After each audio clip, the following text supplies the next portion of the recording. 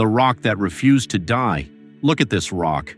Just a flat limestone rock sitting 150 meters above Athens. No natural resources, no river, no strategic port. And yet, for over 3,000 years, every civilization that came to Greece fought to control it. The Persians burned it, the Romans admired it.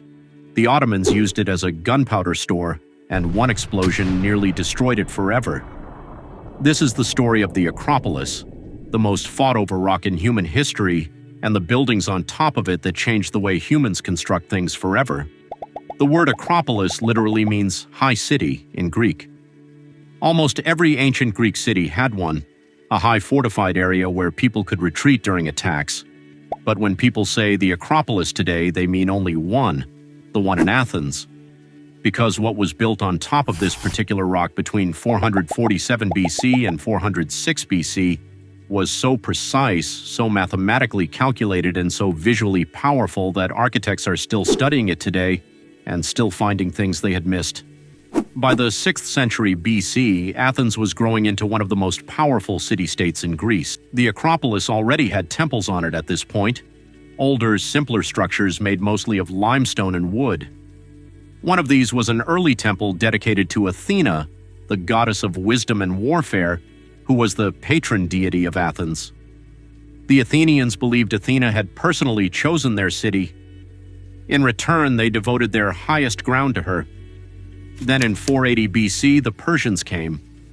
The Persian king Xerxes led one of the largest armies the ancient world had ever seen into Greece. He burned Athens. He destroyed the temples on the Acropolis. He looted everything he could carry. The Athenians had evacuated the city before he arrived, and when they came back after defeating the Persian fleet at the Battle of Salamis, they found their sacred rock in ruins. But here is what the Athenians did next. Instead of immediately rebuilding, they took an oath.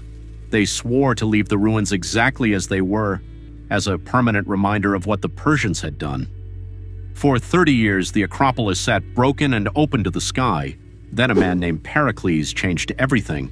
Inside the Parthenon stood the reason the whole building existed, a statue of Athena made by Phidias standing approximately 12 meters tall. The statue was made of ivory and gold, a technique called chryselephantine. The ivory represented Athena's skin, the gold her armor and clothing. The statue no longer exists. It disappeared sometime in late antiquity, and its exact fate is unknown. 3 other structures were built as part of the same construction program. The Propylaea was the monumental gateway that controlled entry to the Acropolis.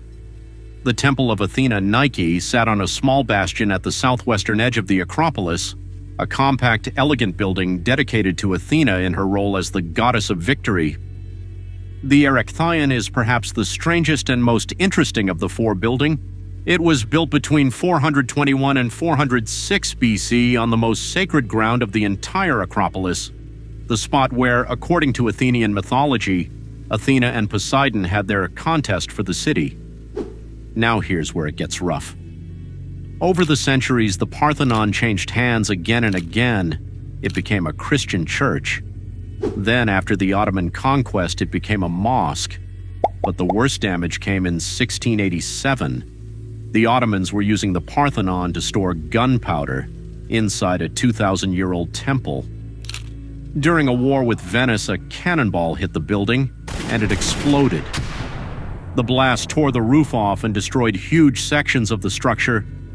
Most of the damage you see on the Parthenon today, it happened in that single moment. So think about everything this hill has been through. Built by the Mycenaeans, burned by the Persians, turned into a church, then a mosque, blown up by a cannonball, and picked apart by collectors. And somehow, it's still standing, still one of the most visited places on the planet. So here's my question for you. If the Elgin marbles could talk, do you think Greece should get them back? Or should they stay in London? Let me know in the comments. And follow for more stories like this from ancient history.